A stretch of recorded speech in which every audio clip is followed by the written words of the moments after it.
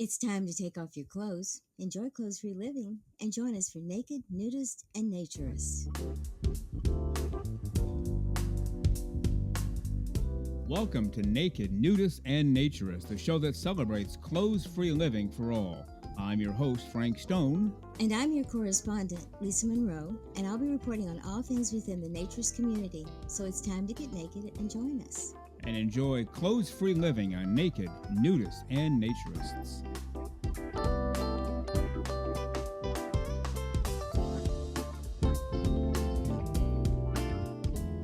Well, greetings and welcome into Naked, Nudists, and Naturists, episode 151 today. Glad you're with us to enjoy clothes-free living for all of the right reasons for the next hour. We have to dive in right away today. Much coming up on today's show. Lisa Monroe, part 2 of my interview with JELAINE Lombardi. But let's start off with an audio clip from author D.H. Jonathan / Dan Hawkins. Hey, Frank and Lisa, this is Dan Hawkins, and I'm speaking to you in my role as D.H. Jonathan, which is my pen name. Of course, I have 4 novels out, but I've got a 5th one on the way. It arrives on January 20th officially. You might be able to order it a little early. I can only offer pre-orders for the Kindle edition. For some reason, Amazon doesn't let me do pre-orders for the paperback or audio editions. But it is called Propagation. It's a science fiction novel. It's about a guy named Kevin Stiles who wakes up in deep space and realizes soon thereafter that he is a clone of himself and that he has been on a ship that's been in space for many, many years, and there's no way he can go home. Now, if that sounds familiar to anyone, the first 2 chapters were in the anthology that came out earlier this year called Bare Skies Ahead, the science fiction anthology, which had several different stories from different naturist fiction authors. And of course, in the anthology, I promised that the full novel would be forthcoming, and it is now on the way. But I'm looking forward to releasing all 3 editions at the same time: the Kindle, the paperback, and the Audible edition. I'm working very hard to get that audio version ready to go before January 20th, and hopefully you'll all look for it and enjoy reading. Thank you. The terrific Dan Hawkins, D.H. Jonathan. His links are in the show notes. And now you hear the music. It's time for the great, the terrific, the completely clothes-free and fully smiling, our naturism correspondent, Lisa Monroe.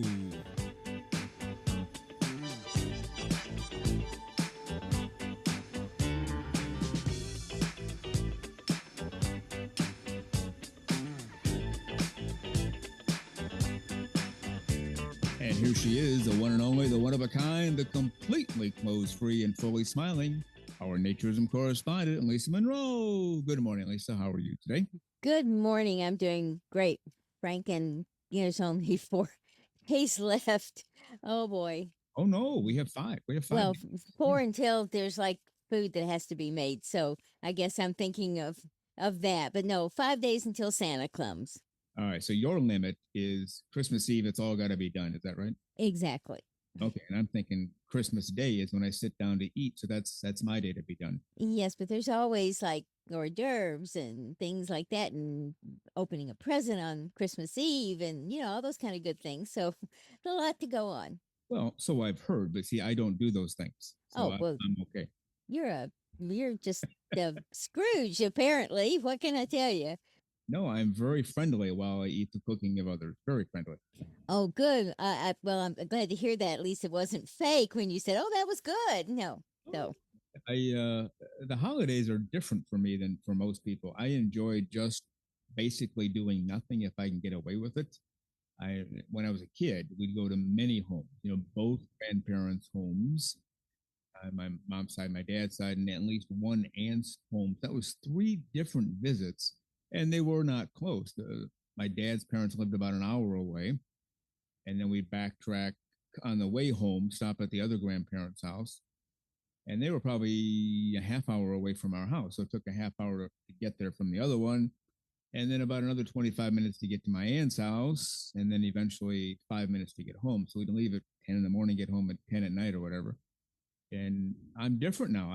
You could almost leave me alone and I'd be fine, but that's also rude. So I don't ask for that. But you know, dealing with people, dealing with family, having a good meal, relaxing.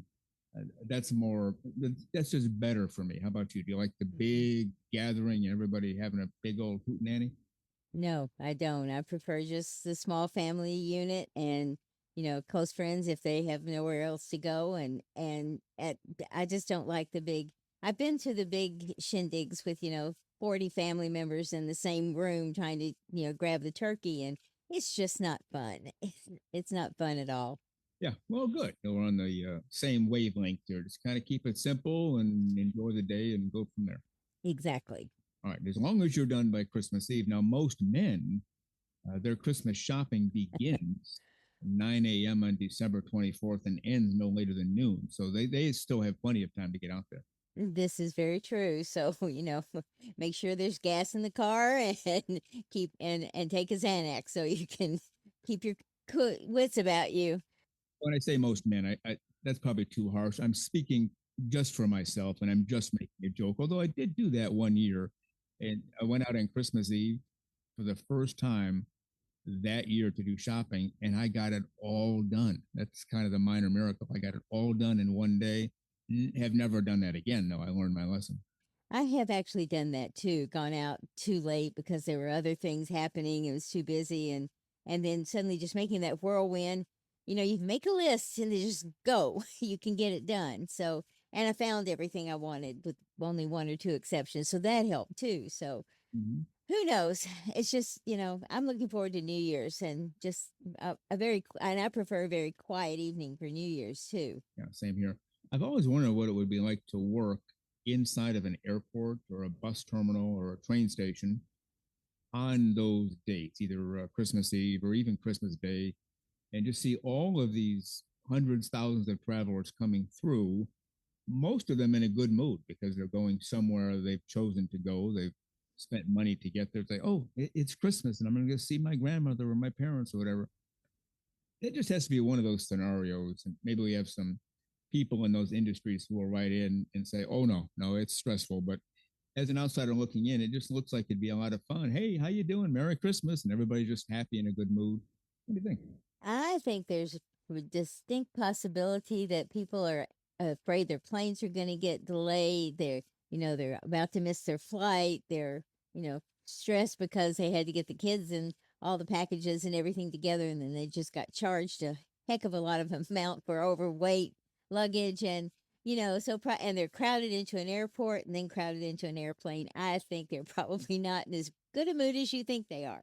You could be right. So we'll just keep it simple. And Jennifer, once again, is our hero. She's going away for about a month, fully nude, a vacation time with her family, way up north where it's cold and snowy, but that's what they've done since before she was born. But clothes free for a whole month with family. I mean, what the heck? Are we paying her too much? Is that the problem? No, I don't think we pay her. Well, I better not say that or she'll hear it. I think we pay her very adequately for the exceptional job she does. And, this is an old family trip of hers. So I think it's, great. And can you imagine?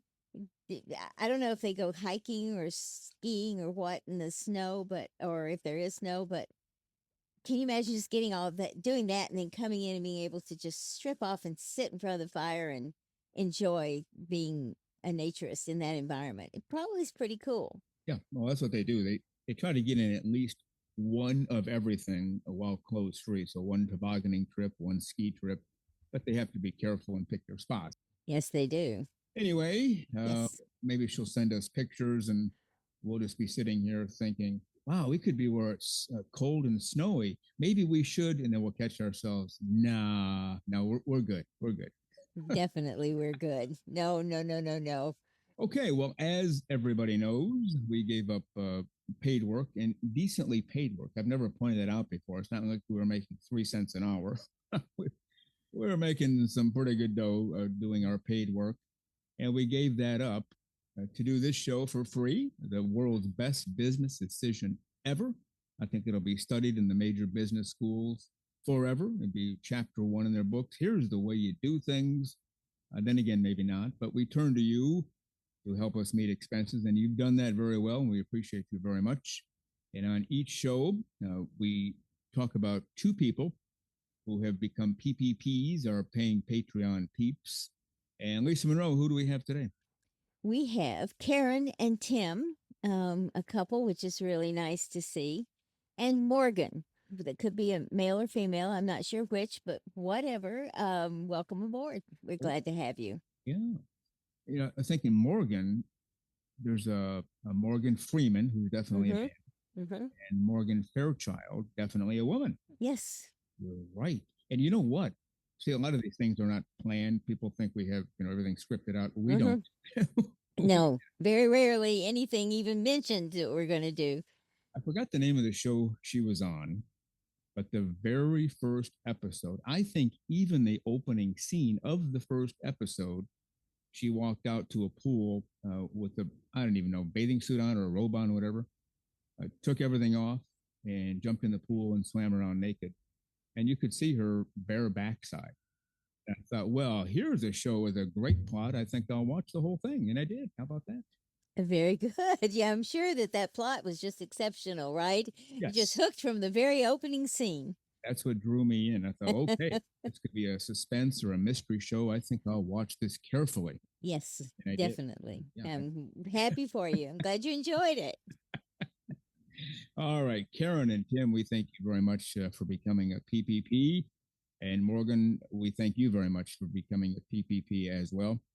And a thank you to all of our PPPs, our paying Patreon peeps. It's to your generosity and giving that we are keeping the show going. We're meeting expenses. And as I mentioned before, we'll never make back what we gave up, but that was never the goal. We knew that going in. We did it on purpose because we wanted to bring this show to you every single week, which we've been doing. Lisa Monroe, today is December 20th. We're about to enter 2026. We've been doing every single Saturday without missing since July 1st of 23. And now we've done every Wednesday since July 30th of this year. So I guess it's safe to say we really enjoy doing this for the listeners. What do you think? I think it's very safe to say because this is, it is a lot of work. And it's a lot of work that we do ourselves, with a small amount of help from Jennifer as far as administrative work goes. So everything else is ours because this was what we wanted to do. This was not part of the business plan in any way for either of us. So, yes, it's been a long time, but it is just too much fun to give up. We're having a blast doing the show and getting to interact with all the people that we interact with. I mean, we've just come across some amazing people that we are extremely happy to have as people that are in our lives a lot and communicate with us a lot. And part of the amazing part, we haven't talked about this for a long time, is you were not a part of the original plans. I had developed everything here behind the scenes. And then I told you about, oh, by the way, I'm going to start a naturism show. And you asked some questions about it. Okay, that sounds good. Whatever. We talked about some details. And I think it was about the second or third time I mentioned it. Oh, we're really going to do this now. It's full steam ahead. You said, hey, any chance I could be a part of that? Now, I wanted to ask you to be a part of it, but I thought, no, you're working 8 days a week, 25 hours a day as it is. I could never ask you to do that because I knew you would say yes, and then I would feel guilty. But the fact that you asked to be a part of it was great, but I'm sure our listeners cannot picture the show without you on it. So that's kind of a big deal. So hats off to you. Well, it might be better without me. You never know. But the fact is I was sitting back going, why hasn't he asked me to be part of this? So I guess it's one of those situations where we both should have spoken up at the same time. But no, the more and more you talked about it and the more and more I knew why you wanted to do it and why it was needed, it became something that I was just really interested in. So I just said, okay, can I do this? And you were gracious enough to say yes. Oh yeah, I couldn't say yes quickly enough. Glad you asked. Glad we accepted. Glad we're doing this. And so again, we thank all of our PPPs, our paying Patreon people. And Lisa Monroe, quickly, because we have some letters we want to get to. What's going on in the world of merchandise with NNN? Well, merchandise has done extremely well this holiday season. It's only a few more days, so you might want to think of things as New Year's presents if you still want to order something. I don't know if there's enough time to get it before the holidays, but the merchandise is still there and you can still get your little knit cap, or what do they call it, beanie, or whatever they call it. Anyway, it's really cute and people are having fun with it. I think we mentioned earlier that someone had gotten a beanie and a couple of other things, and we got a picture and it was just looked adorable on him. So although he might not want me to say he looked adorable, but he looked great with that hat on. So Yeah, that's right. Yeah, very much so. All right, let's get to, we have some letters here. Oh, before I do that, how do people get to our merchandise page? they go to nakednudistandnaturist.com and just look on the menu bar for in shop and just start browsing. All right, easy enough. Okay, we have some letters we want to read to you and also maybe discuss a little bit. The first one is from Tangerine, who starts off the letter very astutely and wisely. Instead of playing the Frank Lisa Frank game, he just says, "Hey gang." Okay, that's shows some wisdom there. What do you think? It certainly does. All right. Smart man. All right. Hey gang, I fell behind a few episodes and still have a few more to go, but my 2 cents on releasing video with the show is don't share a headshot if you feel so inclined. For what it's worth, if I were casting a movie by voices alone, I picture, and I'm not sure if we're going to be friends with Tangerine or if he's going to become our best friend, not sure yet. But he pictures Ted Danson for me, Betty White for you, and then he says younger versions, of course. Before we go on with the letter, what do you think of those? Actually, I absolutely love being referred to as Betty White. I adored Betty White, and she had this kind of, now maybe not her character on this, not Designing Women, whatever the other show was that she did. She was a little bit scatterbrained, and maybe I am sometimes, or maybe not. But Betty White was a jewel and a fun person, so it's kind of nice to have someone say, "Yeah, you sound like Betty White." So that's pretty cool. And Ted Danson, well, he was quite the star. So, I mean, I guess that fits you, Frank, very much. Didn't he basically nail all of the women in the Cheers bar? Yeah. Yeah. I know. Wait a minute. Is that you or not? No. I'm trying to piece it together. Now, he also played baseball. He did. Yeah. So I have one of those traits. Yes, you do. I played baseball. Yes, you do. Oh, that's right. He played baseball and Cheers. He was a former baseball player in Cheers. Been a long time. Now, the difference is he was a professional baseball player, and I have never been in the major leagues, but we still shared the love of baseball. Yes. We did not share and never have shared the love of, hey, every woman in the bar, take a number, I'll be with you shortly. No, that's not me at all, never has been. But no, Ted Danson is okay for me, and Betty White's okay for you? Yeah, because I think Ted Danson's just quite an interesting character, and he's played some fabulous characters over the course of time. He's gracious, he's kind, he seems to be a super nice guy. So yeah, I think it's okay. I think we can go with Ted Danson and Betty White. Okay. All right. So Tangerine says, don't share video, share a headshot if you feel so inclined. And the second paragraph is yours. I feel in the world of ethical naturism, to not just listen, but to have a desire to also see someone naked leans into voyeurism, in my opinion. Then to put said videos behind a paywall, Patreon, now you have a peep show. To which point you must ask, is this counterproductive to the messaging? Okay, and then he finishes up with, I'm still very new to the culture, and I still hold a lot of textile hang-ups, so maybe I'm off base, but that's my 2 cents. And he ends with, take care, with an exclamation point. So I don't, we go back and forth on this a lot, and we don't want to get too deeply into it today because what I'm about to say, we've already said a few times. Mm-hmm. Radio is a different medium. It's like reading a book as opposed to watching the movie. And we're a radio show. You're listening, you're creating your own visuals. Ted Danson, Betty White, and Renee Bellamy from Vancouver drew us as you heard us. Mm-hmm. Everybody has a picture of what we look like. And that's part of the allure and magic of radio is your imaginations can run wild. And so to put ourselves out there on video, well, that ends the imagination thing. Just like watching the movie of a book instead of reading the book ends the imagination thing. Oh, she pulled up in a car. oh, I guess it's a Cadillac. It's a black Cadillac. Mhm. I was thinking a red Corvette, but now that's shot. And so that's part of the idea behind not doing it, at least not yet.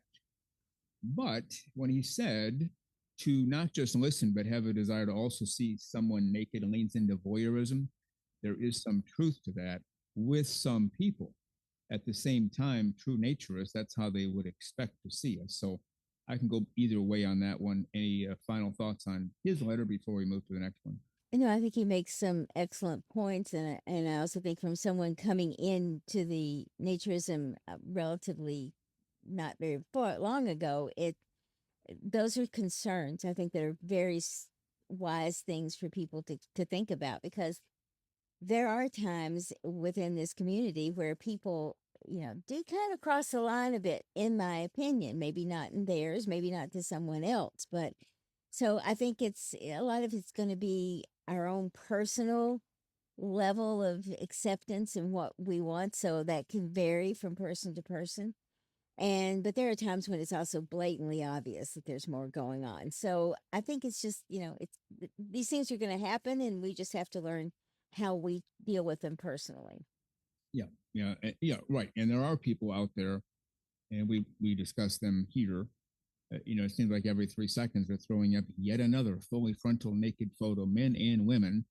And I'm always tempted to write in, whoa, you posted a naked selfie? Haven't seen one of those for the last 3 seconds, because it gets ridiculous and it really blurs the line from living clothes free for all the right reasons to being an exhibitionist and wanting the clicks and the likes and the hearts and the nice body comments and so on and so forth. But let's leave that alone for now, because that's certainly not us. All right, next letter is from Greg. He's written in many times before, and he recently wrote in about Blind Creek, wondering if people told the contractors to slow walk this nude beach thing, parking lot area. And we commented on that. We read his letter, but he has a follow-up, and he's on the wisdom track too, because he starts off with, hi, Frank and Lisa, or Lisa and Frank. See, he covered all his bases. How about that? He certainly did. Okay. Smart boy.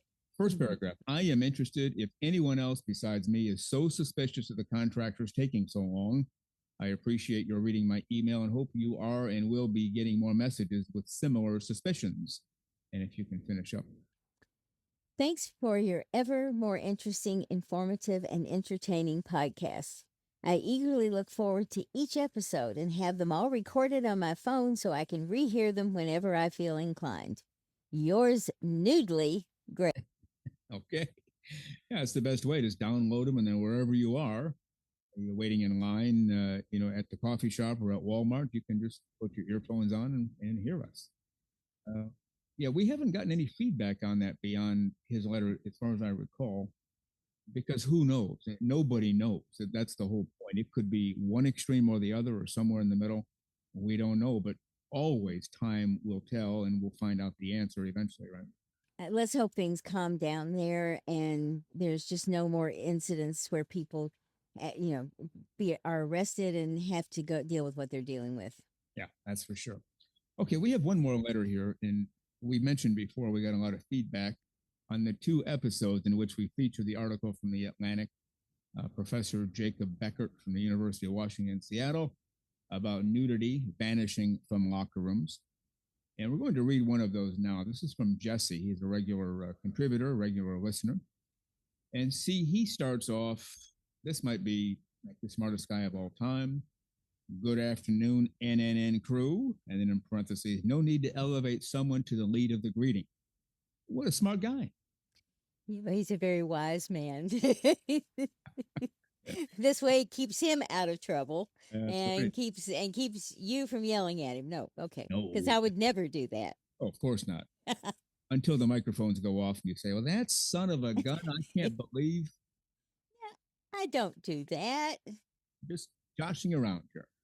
Okay, first paragraph. Growing up, I was the kid that spent the least amount of time in a locker room.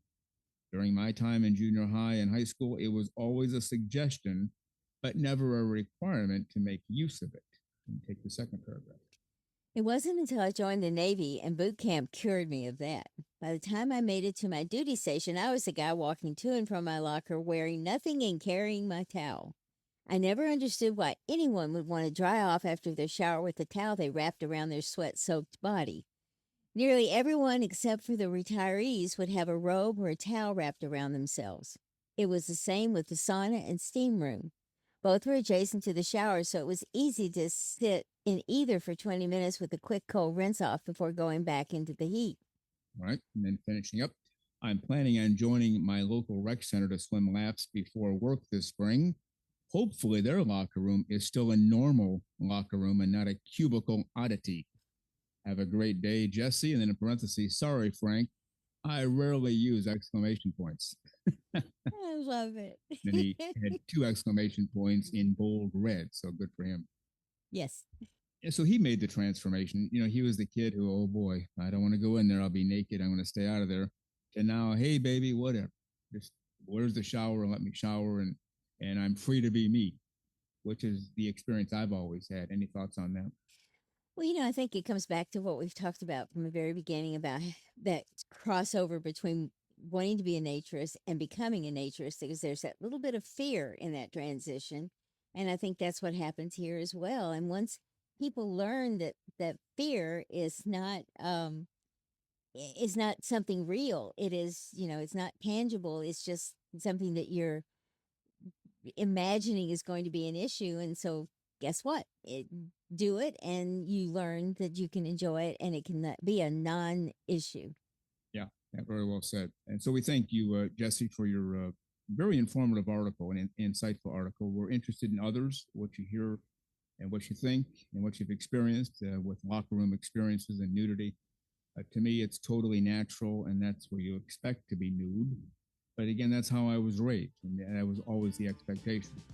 Nowadays, people try to hide, and that we talked about it before, and other listeners have written in. Well, then you don't know what a nude body looks like, and you try to find porn or other things to satisfy your needs. So, at any rate, any last comments on that, Lisa? No, I just think that comes back to fear, and we're gaining fear again instead of we're going back to that feeling, and that's not a good thing. Okay, well, we thank you, Jesse and Greg and Tangerine for your letters. And Lisa Monroe, if you promise to stay clothes-free for the next 25, 30 minutes or so, we'll see you at the end of the show. Is that a deal? Yeah, it's a deal. All right, we'll see you then.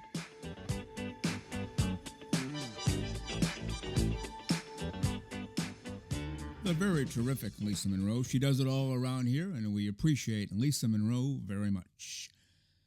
As a reminder, we are the official podcast for the American Association for Nude Recreation. Are you a member? If so, that is great. But if not, you can become a member right now. Just go to AANR.com, follow the links through navigation, and within moments, you will become a member of the American Association for Nude Recreation. How about that? Well, you are listening to Naked Nudists and Naturists, episode 151. And now let's get to part 2 of my interview with JELAINE Lombardi, all about her book, Running Around Naked, part 2 with JELAINE Lombardi. So you wrote this book, Running Around Naked, talking to JELAINE Lombardi. How can people get a hold of that book, JELAINE? Well, it's available on Amazon, Kindle. There's the audio book on Audible. And really, you can get it anywhere books are sold. If they don't have it in stock, you can just ask for it. And it's in bookstore. Okay. And you also have a website we want to put out there. It's in the show notes as well, as is the link to Amazon. But what is your website? JELAINELombardi.com. Yeah. And then I'm on Substack. Yeah. JELAINE Lombardi on Substack. That's right. And you keep pretty good notes there. And when you write your blog, and I'll give you an inside secret here that everybody is hearing. Lisa Monroe here, as the co-host of the show, is an excellent writer. And anytime something of a written nature comes in that I want an opinion on, I'll give it to her. And I'll never taint it ahead of time. Hey, this is great. What do you think? I'll just say, oh, we got a letter today from JELAINE Lombardi. Actually, it's one of your posts on your blog. I said, let me send it to you. And so I did. And she wrote back not too long after and said, this is unbelievable writing. Words to that effect. As a terrific writer herself, she was wildly impressed with your writing. It had to do with the blog when we first asked you to be on the show. You kind of had some moments like, I don't know about this. I'm getting nervous, talk about myself, or words to that effect. But she said the way you portrayed it, she could actually feel what you were feeling at that moment. So I want to let you know Oh, that a professional writer is saying you are a terrific writer. How about that? oh, thank you so much. And that's what I wanted to do with my book. I wanted you to, the reader, to feel exactly as pretty much close as possible what I felt during those years. Yeah. So I wanted the reader to be able to be in my skin and see what it was like to be, 5 years old, 7 years old, 10 years old. As I matured, I wanted my voice to mature in the story. Yeah. So that was a little tricky because, I had to really zone into where I was during that time. And sort of like time travel, you go back and you can feel those feelings that you felt. You really delve back into your past.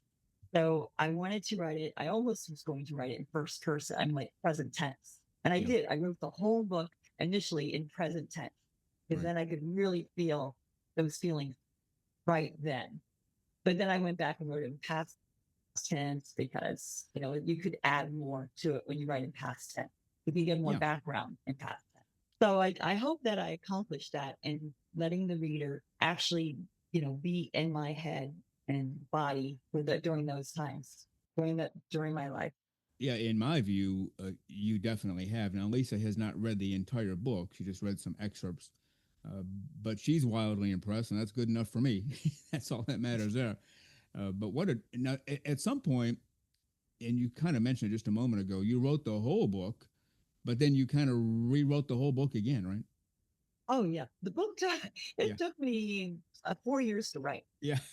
First, it did. I just getting the rough draft took a year. Mhm. And then I spent the next 2 years revising and getting advice. I belong to several different writers groups that we Mhm. meet once a week. And we share our stories, share chapters from our stories, and give advice. And we really help each other, encourage each other along.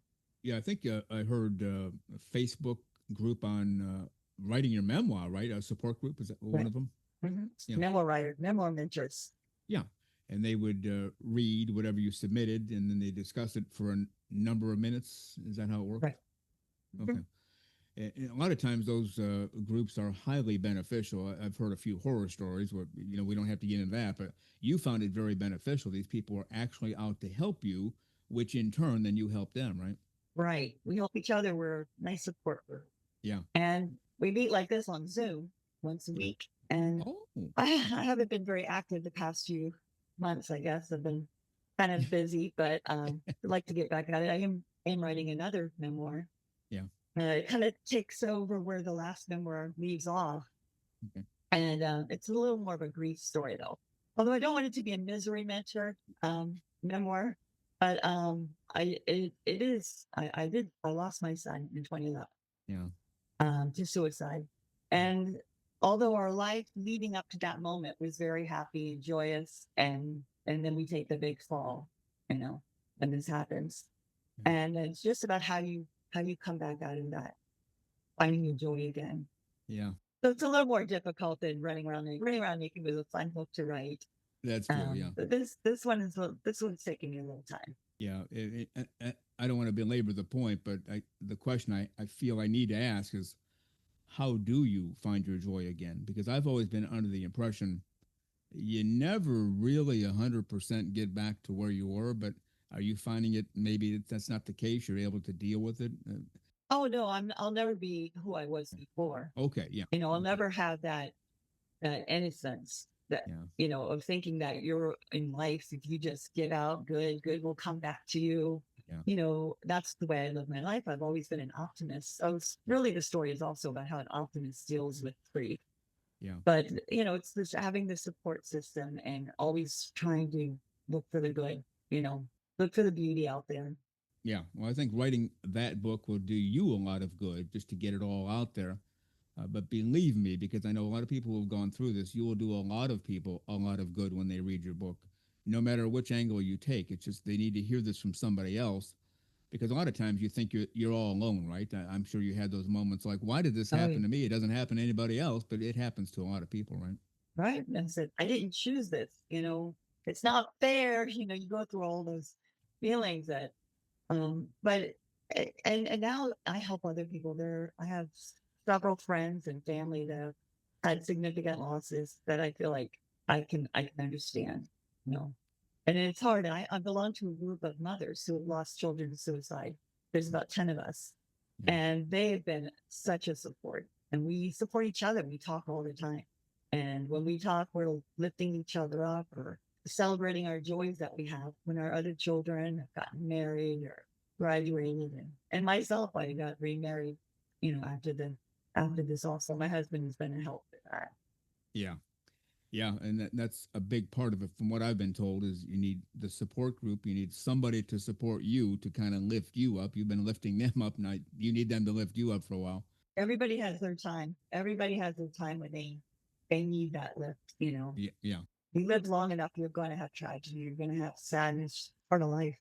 And sometimes when we go through that, I've been through a few things in myself, not what you just described, but pretty horrific events.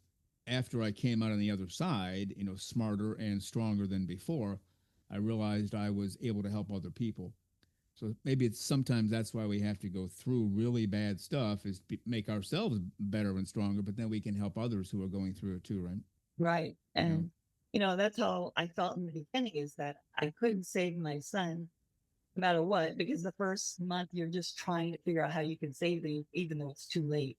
Then I wanted to help save other children and other parents that were going through this. Now, I know it's hard to predict this, but any idea, kind of, sort of, maybe when this might be available? I'm hoping within the next year or two. I'm actually about 3/4 of the way through it. Oh, very good. Okay. Yeah. I am. I'm just trying to figure out how I'm going to finish it, how far I'm going to go into it. Yeah. Yeah.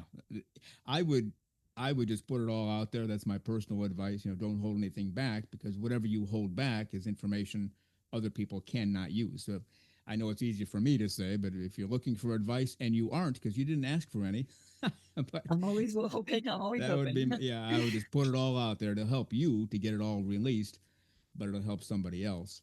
Now, you also wrote a children's book. Is that correct?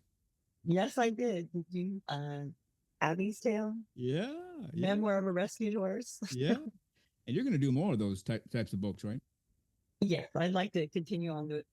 That's the first horse that we rescued. Her and well, there was two together, and my husband and I brought up to Tennessee, and we've added a couple more horses since then. So I'd like to tell their stories too and get into their characters. Now, I've rescued dogs before. For whatever reason, the owner passed away, or the owner no longer wanted the dog. What's it like in the horse world? Similar stories, that somebody passes away, or they just can't handle a horse anymore, or what? Right. Well, the first two, Abby and my suite that we got, they were from actual rescues, but the other horses have been given to us. And we just brought in a new one that we actually purchased. Do they get along, or is that even a thing? Okay. All right. You do have to, there is an initiation though, that they have to go through. All right. But they all get along. They're all family. They're our family too. So you've written a book so far on running around naked. That's the title of it. You've written a children's book. You have a horrific book coming out on losing a child.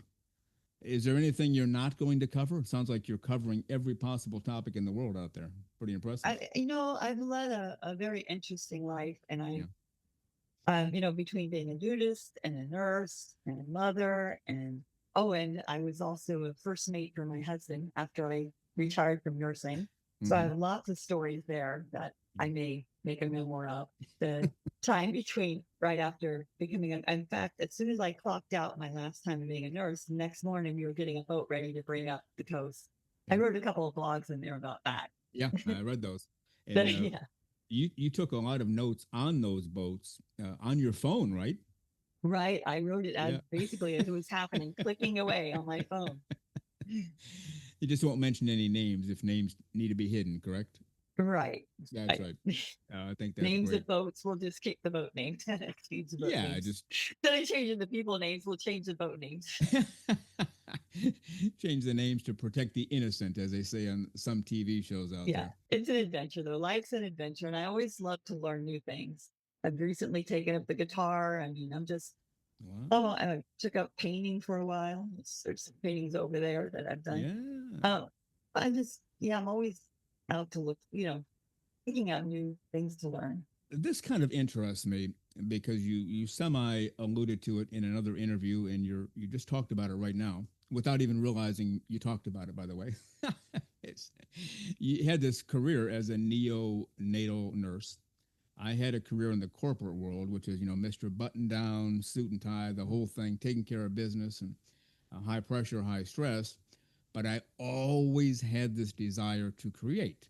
And even when I was in the corporate world, we'd have a newsletter that would go out, and I would do my own newsletter. Now everybody thought I was crazy. Like, no CEO does his own newsletter. You have too many other things to do. I said, I'll find the time, I'll do it.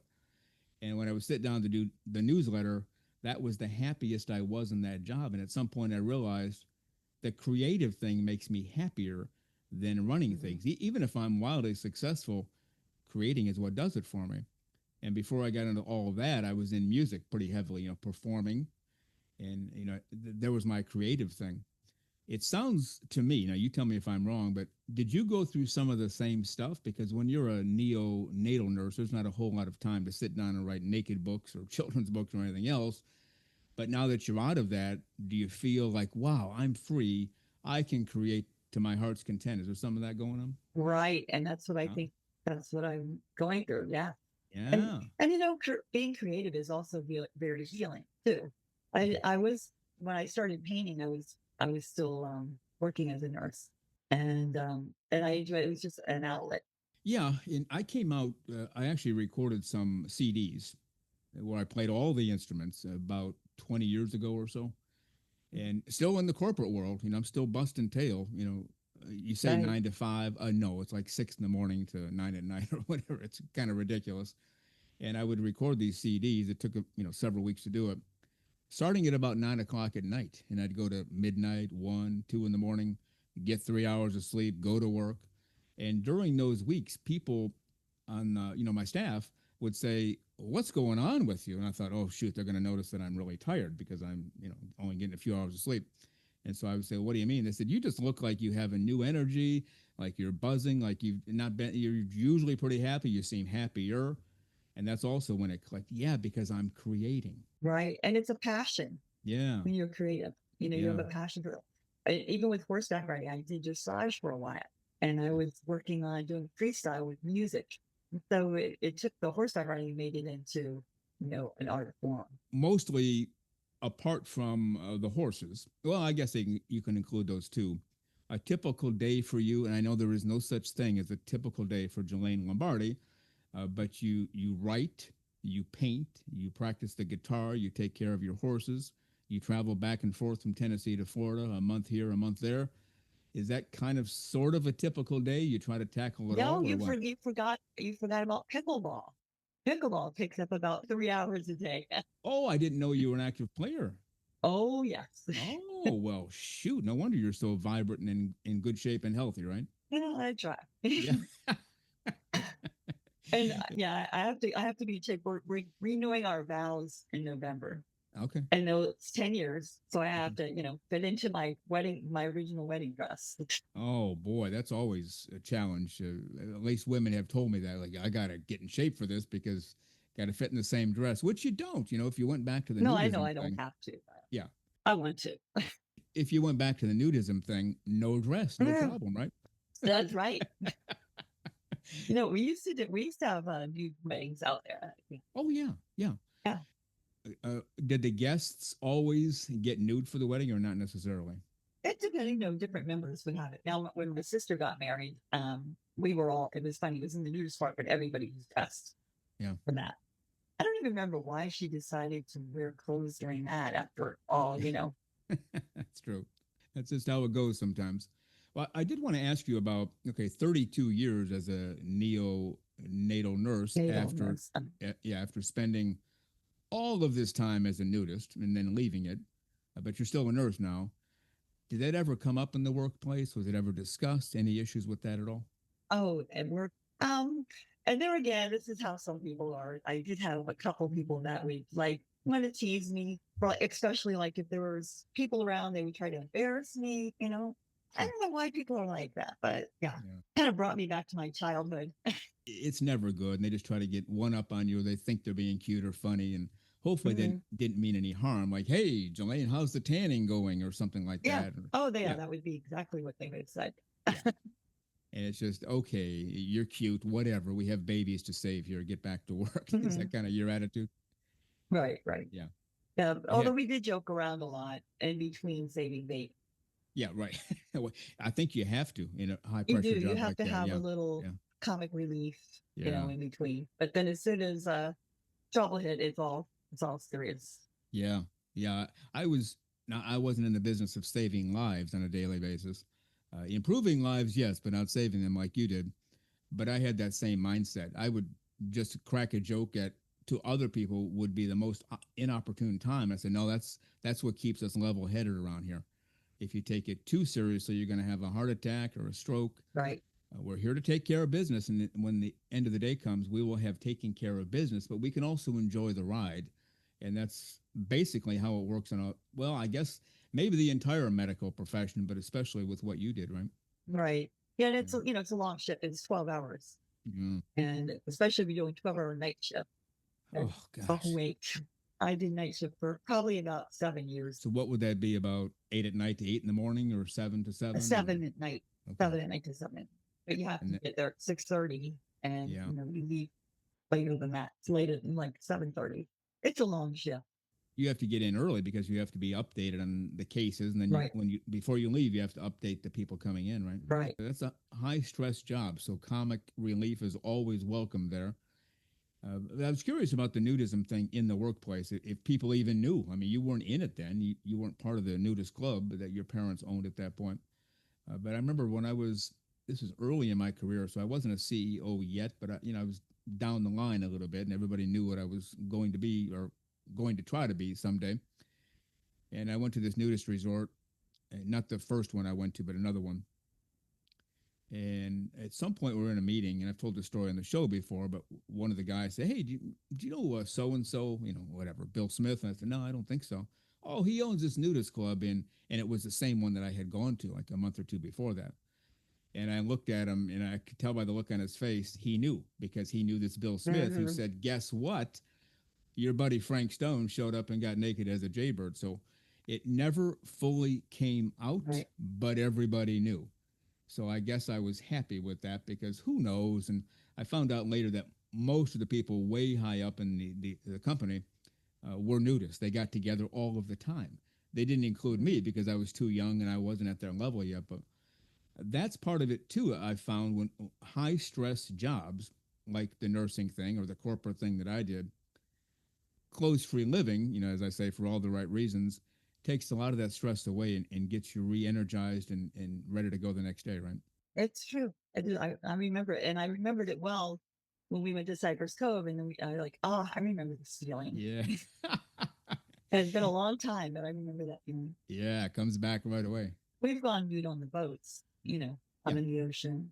Yeah. And that's a wonderful feeling. The breeze against you, sun. Now that's just the two of you. That's not when you take a charter out. No, that's just the two of us. Yeah. Yeah. You don't, we want to make that clear. You don't run a nude charter service. Let's disabuse No, people of that right away. Okay.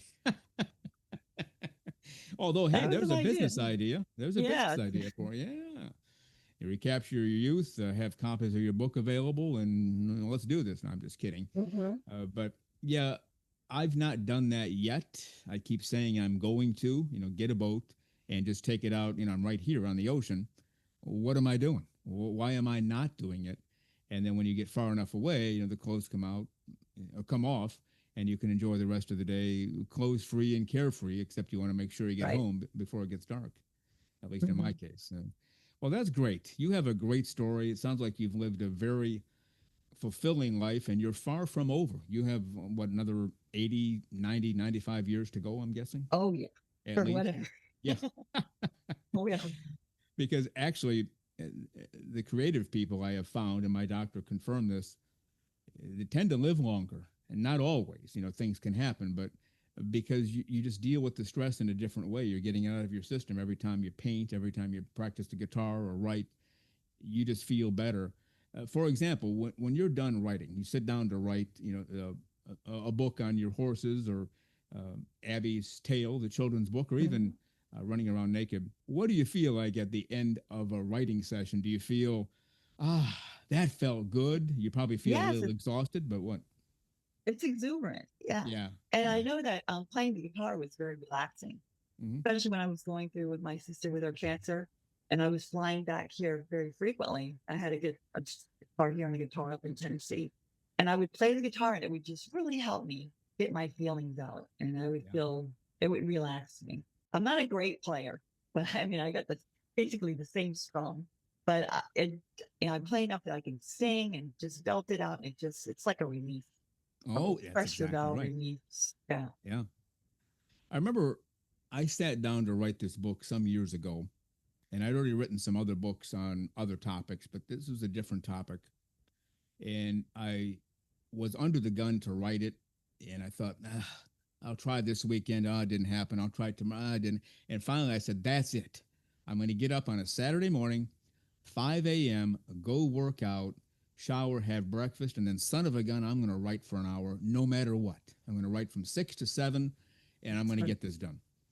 And I stayed true to my word, got up at 5, worked out, showered, ate, coffee, ready to go.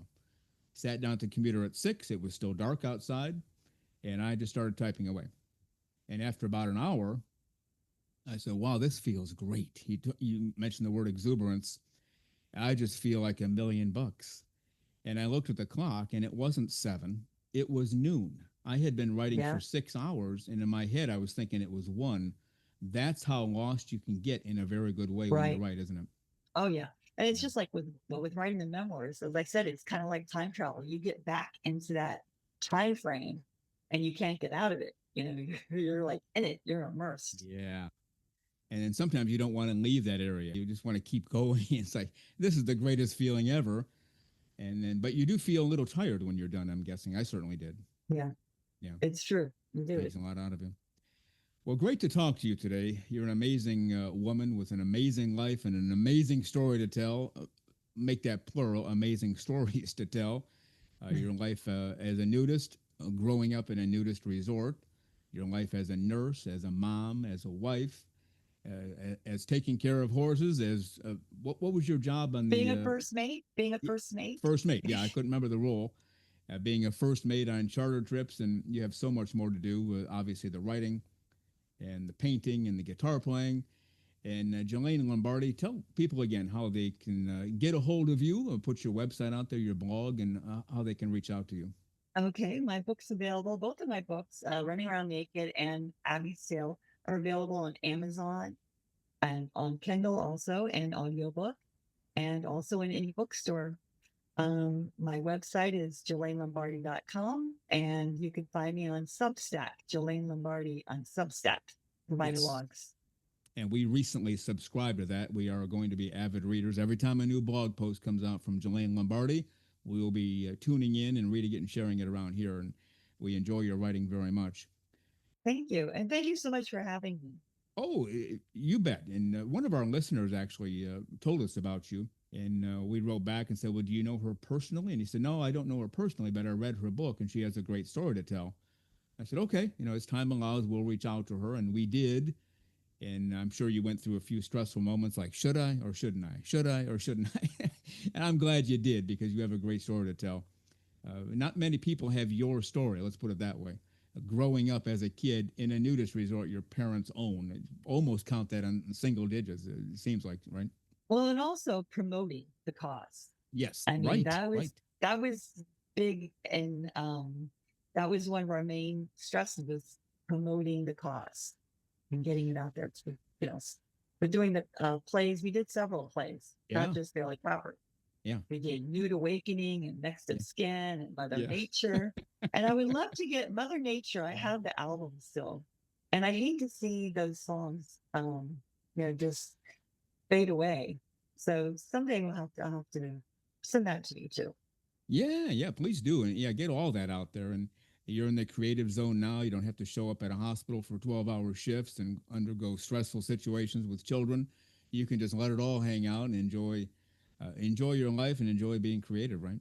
Yep, that's life. All right. That's the joy of life, is being creative. That's right. Look for the beauty out there and everything. That's right. Well, JELAINE Lombardi, at the end of every interview, I always tell the guest, I would say, well, JELAINE Lombardi, go out there and have a great clothes-free day, but you're not a nudist anymore, so I don't want to say that and tick you off or offend you, but I'll say it anyway, just so I'm consistent. Go Is that ahead. okay? Okay. Oh, yeah, go ahead. All right. JELAINE Lombardi, check her out. Her links are in the show notes. And JELAINE Lombardi, go out there and have a great clothes-free day. Thank you. You too. All right. Thank you very much.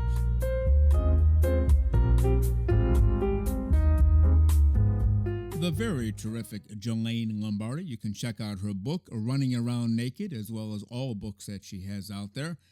And the link to her website and the link to her Substack are both in the show notes. And we thank JELAINE Lombardi for all of her time on these last two Saturday shows. And on the next two Saturday shows, which will be episodes 153 and 155, our special guest will be Karen Lisa Sieber from Pennsylvania, all about a grateful life. And before we head for the hills until we get ready for next Wednesday's show, which will be Christmas Eve, believe it or not, let's bring back to the studio our resident correspondent for Naturism, Lisa Monroe. Welcome back, Lisa. Yeah, hello, everyone. There was some comedic twist to that. Hello, everyone. Oh, it's just I think the season is beginning to catch up with all of us, so it's been a busy one. It's the time to OD on lots of sweets and coffee, right? Kind of balance each other out. Yeah. Yes, and I'm a sweet person. I love sweets, and I have to tell you that someone handed me a biscotti covered in chocolate. Mm. I took one bite and couldn't eat it because it was too sweet. So Whoa. I think I've OD'd on sugar, and I'm not going back. Well, you're the science person here. If you eat, let's say, 50 cookies, if you then have 50 cups of coffee, does that balance everything out and you're totally healthy and ready to go? Oh, I wish it did, but I'm going to have to unfortunately say no, that won't work. Have the 50 cups of coffee. You may be a nervous wreck or whatever it happens to you with coffee, but 50 cookies is probably not a good thing. There goes my Saturday night. Good to have JELAINE Lombardi on, and we talked before. What an amazing story, a different story. We don't hear that too often. I was naked as a jaybird from 7 to 18, and that's basically it. Clothes went on. They're not coming off again. Although she and her husband do, get nude either together at home or when they go to resorts or beaches. So she's not closed off from the idea, but she's not going to sit around a dinner table nude anymore. Just her choice, and that's what she chose to do. But really interesting lady and a terrific author. What do you think?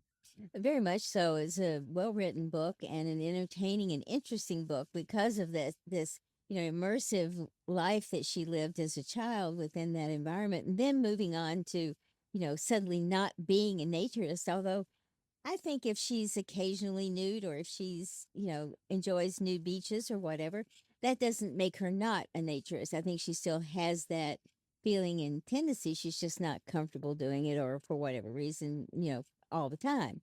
And so, that's okay too. I think the one thing we always try to say is it doesn't matter how you are a naturist. It matters that how you feel about being a naturist and how you feel about being naked. So, but a very interesting story. Yep. Yeah, I enjoyed the book very much, enjoyed talking to her very much as well. All right, Lisa Monroe, let's head for the hills. And if you promise to stay clothes-free, I'll see you on Wednesday on Christmas Eve. How about that? Yeah, I'll be here. All right, clothes-free? Absolutely. All right, have a great few days. I'll see you on Christmas Eve. All right. Bye, everyone. And happy shopping. We'll see you on Christmas Eve. All right. Well, you've been listening to Naked, Nudists, and Naturists, episode 151 today. We give you a brand new show every Saturday morning, 6 o'clock a.m. Eastern Time, and on most Wednesdays, 12 noon Eastern Time. Continue to join us. Check us out on our website, nakednudistandnaturist.com, Spotify, Google, Amazon/Audible, Apple Podcasts, and also on Twitter. You can write us anywhere, anytime, any place. And we thank you for being with us today. Plan to join us for every single one of our shows here and have your clothes off when you're listening. We have our clothes off when we're broadcasting, enjoying the naturist life. We celebrate clothes-free living for all. Remember to enjoy being naked and join us again for Naked, Nudist, and Naturist. We drop a brand new show every Saturday morning, so come back and join us. Have your clothes off when you do for Naked, Nudists, and Naturists. Have a great clothes-free day.